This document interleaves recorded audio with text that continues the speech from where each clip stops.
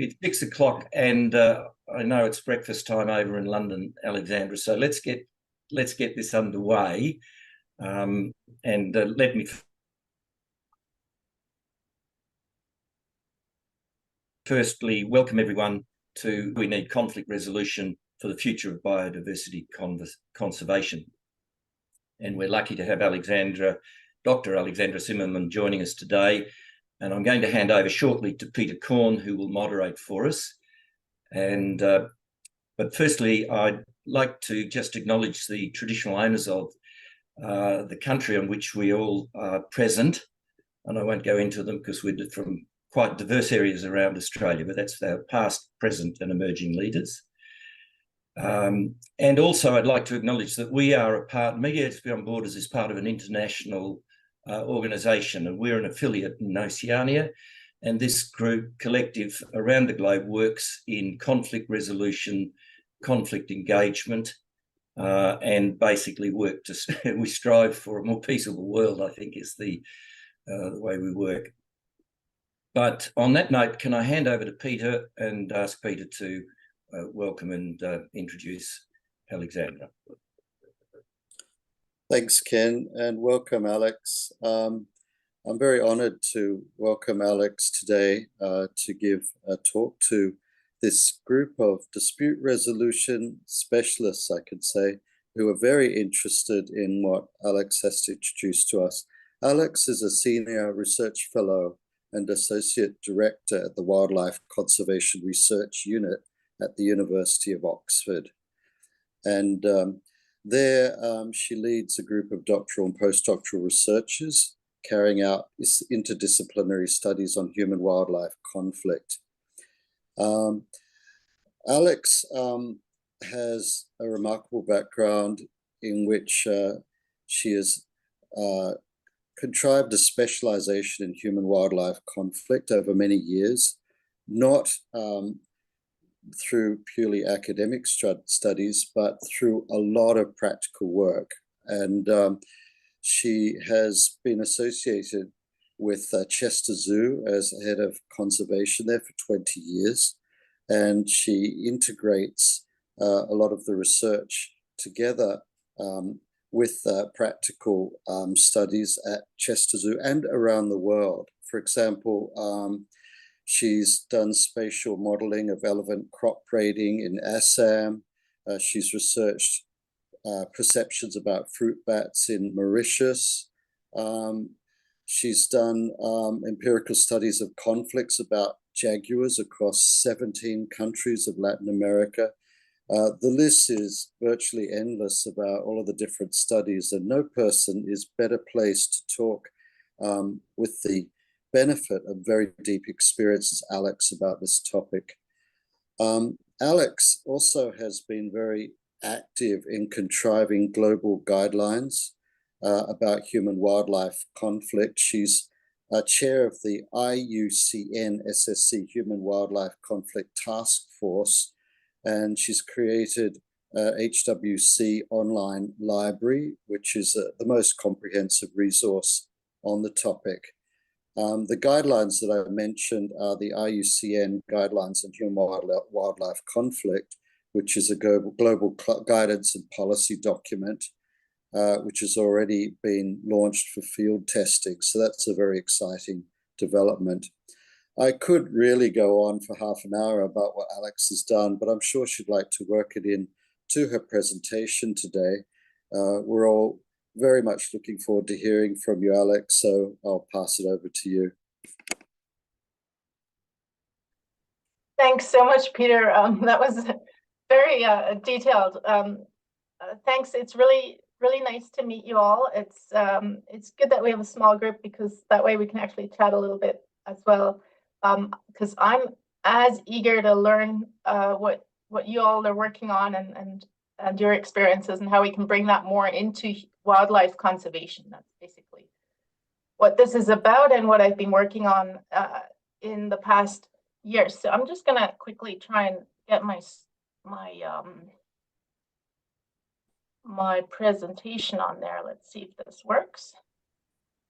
Hopefully you can all see a slide. give me a thumbs up, somebody, Peter, if that works. Yep, we've got it. Yep.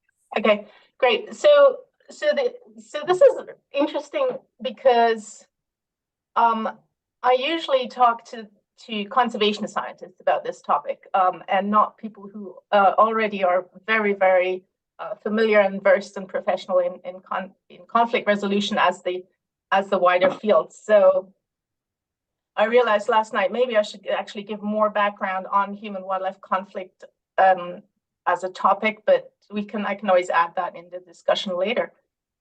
But basically, what I'm getting at with this, and as Peter already said, is that basically conservation, wildlife conservation, biodiversity conservation is a hugely interdisciplinary subject. And the one thing that it is still lacking quite a lot is that element of conflict resolution, mediation, and related fields. And that's kind of the main argument here. And I don't think I need to convince you guys, but this is more a case of just giving a little bit of context of what are these issues about in this particular field. And so, as Peter said, I've been working on this for about 25 years now in various parts of the world.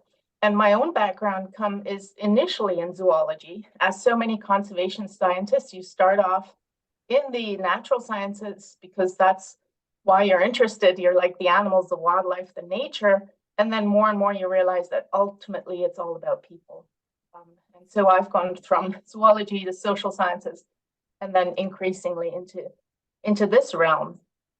And so what this is ultimately about is this desire, this wish from the conservation sector to achieve some sort of state of coexistence. That's the word that is buzzing around a lot right now. It's not clearly defined, but it's that sentiment of coexistence, which has this, appeal of nature and animals and people all living side by side. And of course, that is extremely difficult.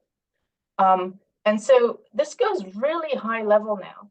You hearing in the language of UN treaties, of UN reports, you're hearing the words harmony and peace and so on, to the point where, for example, the UNEP has a large report that's called Making Peace with Nature.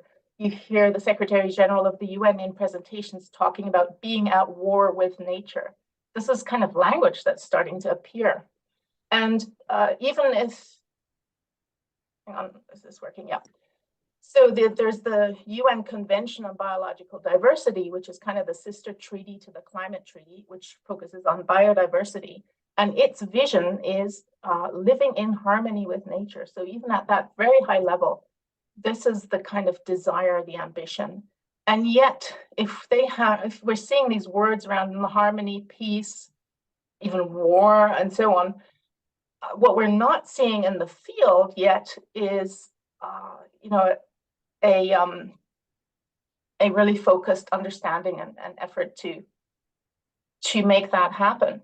So instead, what we have is a huge amount of disharmony in nature conservation, the destruction of forests, of habitat. There's a lot of just anger between different groups and sectors. There's a lot of disagreement about what should be done. And then there's this classic case of direct clashes between biodiversity, in this case, iconic wildlife, and people just clashing and coming into really quite warlike situations. And so this field has, over the last decades, evolved to become very interdisciplinary. It's now no longer natural sciences, it's social sciences, it's economics, it's everything. The piece that is very much still missing is the field of conflict studies. And so what I'm always suggesting to the conservation sector, more so than your sector, is that we really need to quickly figure out how we're going to build some capacity in this field in conservation worldwide, because it's needed worldwide. So the kinds of conflicts that we're talking about here, for example, are classic conflicts around areas, protected areas. For example, often the communities that live on the peripheries of national parks are the most marginalized, and there are really basic issues around who gets to access resources, who gets the benefits, and so on. Is it the fancy hotel, or is it the local people? Those kinds of clashes are very common. You also get clashes around values. If you think about trophy hunting, for example, this is an extraordinarily hot and polarized issue where there are those who feel that animals should not be killed and hunted. Absolutely not. It's an emotional issue. And then there are those who feel that there are rational reasons, economic reasons for doing so. This is a very, very polarized and angry issue at the moment. And this is, of course, about emotions, beliefs, values, and so on. You also get clashes when you have refugee crisis and perhaps also climate crisis, climate refugees, where wildlife, biodiversity, and humans are just physically overlapping to an extent where it creates a lot of conflict. These are pictures from Kutupalong on the Myanmar-Bangladesh border, where you had in 2018 this refugee crisis, and suddenly a settlement of almost 1 million people popped up in the middle of what was forest, what was used by elephants. And of course, then you create all sorts of dilemmas because there are needs on all sides. And how do you work with that? And in conservation, we're really at all at the moment to know how to go about this. So then there's this classic topic, which I've personally worked on for a very long time, as Peter introduced, which is generally called human-wildlife conflict. That name itself is a bit problematic because it suggests that the conflict is between humans and wildlife. And to a certain extent it is, but it also isn't. And that's one of the kind of conceptual challenges in the field right now. So what you're dealing with here is a range of things. It actually occurs in every country of the world, that we know, but it can be anything from some fishing issues to elephants, basically anything that can cause damage to people's property, livelihoods, crops, or pose some sort of real or imagined threat gets entangled in this issue. The very classic and intractable version of it is around wolves in North America and in much of Europe.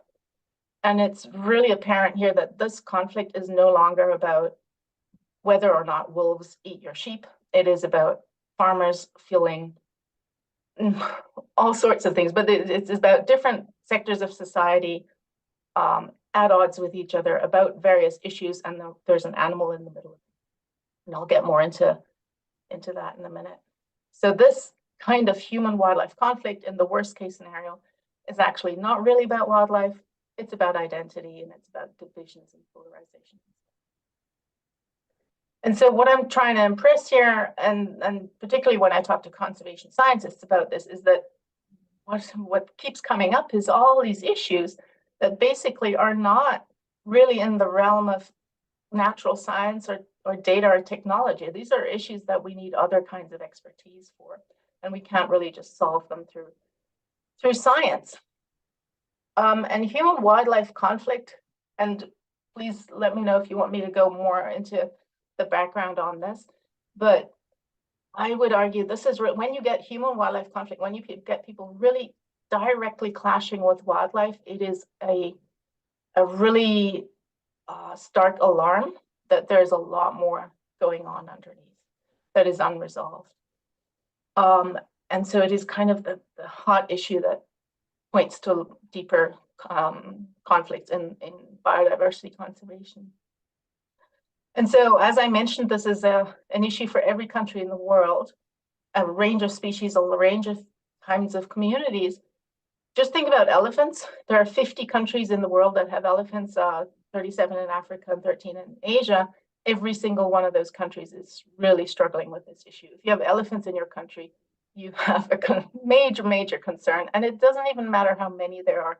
Even countries that have very small elephant populations, the governments are struggling and the communities are really struggling to coexist with these guys.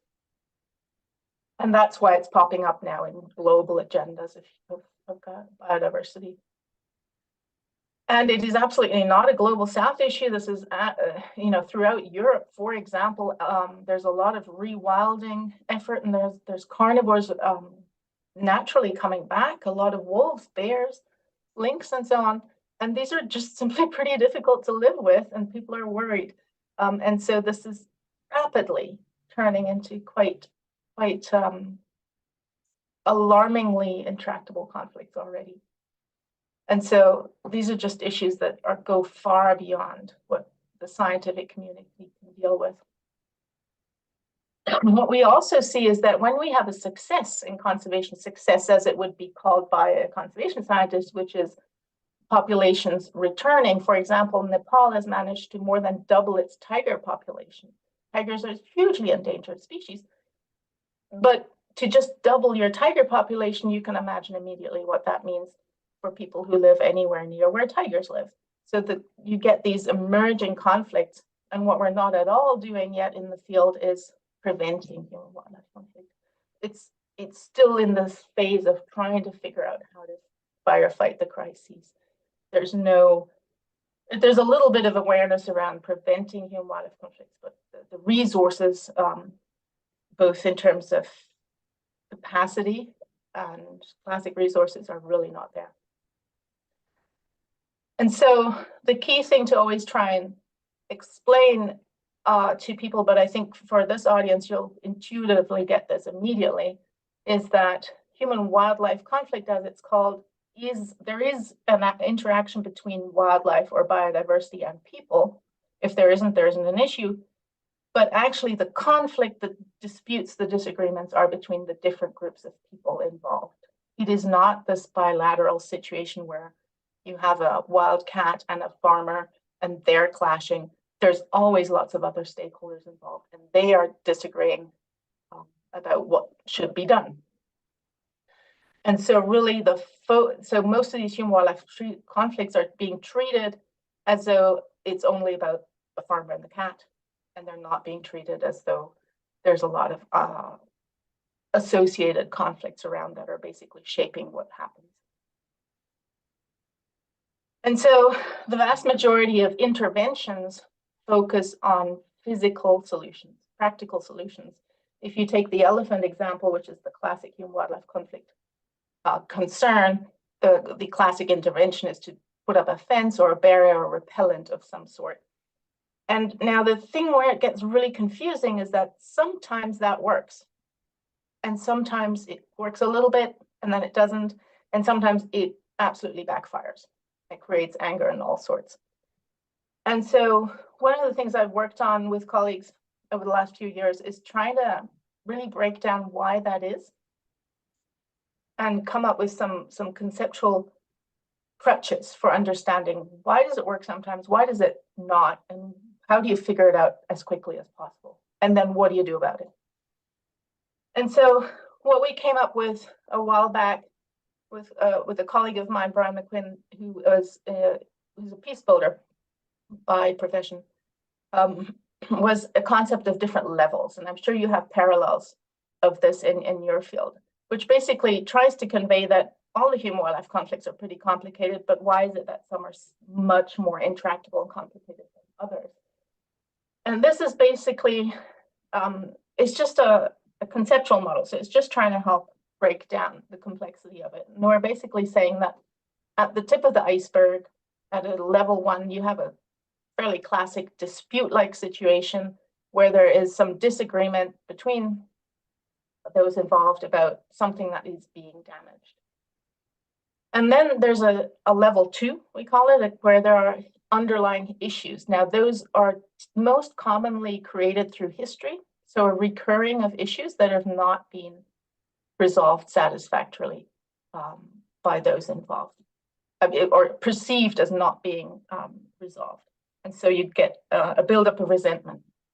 And then worst case scenario, that's left to fester and it starts to go into identities. And so if those involved, for example, the farmers or others, start to feel that they are being threatened in their identity as, or their multiple identities as farmers, whatever, then what you're really dealing with is identity-based conflict, frankly. So you're no longer going to be able to fix that with putting up a fence. In fact, that's where it can backfire. And so what we're trying to get conservation scientists to understand is how to quickly pick up on the symptoms. Now, if you those who are immersed in a situation, they get it intuitively, but it helps to just give them some kind of symptoms to look for. And so the idea here being that if you have a fairly simple human-wildlife conflict, what you're going to hear and see and observe is that the people living near the wildlife have, they want a practical solution. They're willing to do something to work with you. They're open to receiving help. But if there's more going on, and if there's a history in a sort of level 2 situation, that starts to be expressed in frustrated language, deliberately exaggerating incidences. There's resentment, there's a history, there's an expectation, there's calls for compensation, there's wariness, and so on. And then in that level 3 situation, if you're hearing extremely strong language, very negative or polarized, you know, you guys never listen to us, all that kind of typical angry language, and hostility, outright anger, even in rare cases, expressions of violence, then obviously you're dealing with it. And so the situation we have in conservation at the moment is that kind of level 1 calls for practical solutions, but levels 2 and 3 call for conflict resolution. And basically, the vast majority of conservation efforts focus on the level 1, but the vast majority of situations are actually level 2 and worsening. So we have this complete mismatch of an understanding of what approaches are needed for what kind of diagnosis, basically. And really, and that's partly because you know, a shortage of understanding, but also a real shortage of capacity. Conservation scientists are not classically trained in conflict resolution, and this is where we need to talk later about where can some collaborations happen. And so what I try and explain to conservation scientists usually is that when you're dealing with the level 1 issue, you're pretty lucky because there are practical solutions. You can do things like reduce risk and diversify income sources and put up fences. And so this is really about dealing with the issue. If you find yourself having a level 2 issue, then really this is about repairing relationships. And the efforts need to, first of all, go into parties, for example, farmers or whoever is affected, having a chance to be heard and taken seriously, to try and mediate and repair relationships between key stakeholders and actually bring up some of that history and discuss it. So this takes you very much more into the realm of mediation skills. And in that level 3, that's then very advanced conflict resolution skills that is needed, because this is about reconciling polarized views and deep divisions and lack of trust, and where you need entirely different approaches that you guys will be familiar with. So there, the focus has to be on process. Forget the fence. Don't even talk about a fence. It will only offend and make it worse. This is what I'm trying to explain to conservation scientists. So, yeah, so that's kind of the 3-level conceptual tool that tries to get some of these ideas across. And so what we're dealing with here is you can get, it is really quite perplexing. You can get, for example, human-wildlife conflicts where, this is a picture from Assam, where this is on the side with a lady, and that house has been destroyed by elephants. And yet there is a remarkably high tolerance of elephants in this community. And so there, of course, you're dealing with situations where a practical solution like a fence can help a lot. But then you have, and the example at the top is one where these communities are below poverty line. Then you have farmers, say in Europe and North America, where this is not about poverty. It is about their life and their lifestyles and their identity, and the fact that wolves and everything that a wolf symbolizes feels threatening. And the picture at the bottom is from just a few months ago in Spain. And this is a case where farmers killed wolves and put the heads of the wolves on the steps of the police station. And you will intuitively understand what that means. That is an extreme expression of anger. It's the conservation form of violence, if you will, to say this is not okay with us. And so of course, forget talking about fences here. So again, if you superimpose our concept onto that, it starts to point towards that if you are dealing with the tip of the iceberg, negotiation skills will get you there. In the middle band, we really need mediation, and at the worst case scenario level, we need even more advanced skills around conflict transformation.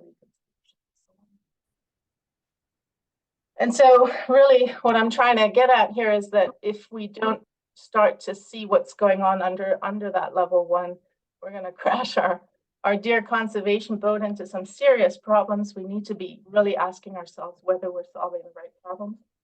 We need to become better at diagnosing what is going on and then bringing conflict resolution tools into this. And my concern is really that if you take one of those classic conflict progression cycles where you have escalation and then you have de-escalation, this is what it would look like if you had conflict professionals involved. You could bring a human-wildlife conflict back down to normality. But what's happening in conservation is they're just going through the roof. And my real worry is that we don't have, conservation is a very poor, resource poor field. And so what would it cost to prevent these human-wildlife conflicts? What would it cost to deal with them as they emerge? And then what if you end up with a lot of identity-based conflict in biodiversity? This field, this conservation field, cannot deal with it. That we do not have the resources to do it. And so just if there's any economic argument for why we need to bring conflict resolution into skills and capacity into conservation and biodiversity, I would say this is it, because we can't afford not to, literally. Right, so to conclude, my argument is that we really need this. It's urgent. What I would like to see is that conflict resolution, and I use the word in the broadest sense. I know it's not the most precise because there's lots of different approaches and concepts behind this, but that this is brought into conservation training as routine, that we find ways to work with the mediation sector and conflict professionals to collaborate on working together on this, because no one can be an expert in all these different fields. And that basically most biodiversity projects and strategies start to really incorporate this seriously into their efforts. Okay, and so in terms of progress, what we now have is in that global biodiversity framework of the UN, this is now explicitly in the new treaty that was signed off in Montreal at COP15 in December last year. And so the specialist group that Peter kindly mentioned briefly, just to, if you want to know more about what's done there, that is what we focus on. So this is a technical advisory group of the World Conservation Union, and our whole aim is to kind of gather this interdisciplinary knowledge, build capacity, and we're doing that through these things that Peter mentioned, including the guidelines. And I think I'm going to screenshot. Yeah, so we have a library, a very comprehensive library on this whole topic. It's used in pretty much every country. We ran the first ever major conference on this just a few months ago, and we'll be doing that again in a few years. And these are these guidelines. They are not just about conflict resolution, they are about the entire field of human-wildlife conflict. And every angle of it has 32 chapters on every possible angle. Feel free to have a look. We're just translating into 6 languages right now. And that's it. I'll leave you with those coordinates and look forward to chatting and hearing your reactions to some of these ideas. Thanks.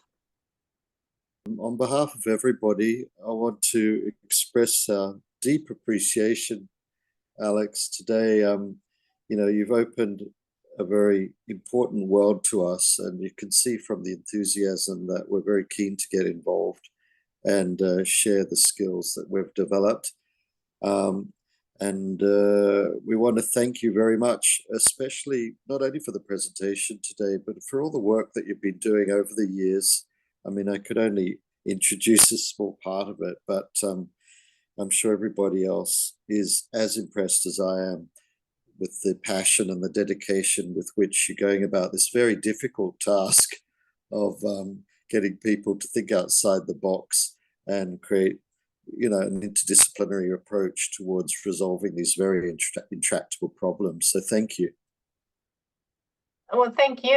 It's very kind, and thanks. I'm really excited, actually. I'm grateful that you reached out to me, Peter, a few months ago, and that we're starting this conversation. And I hope there'll be many more. And really look forward to it, actually.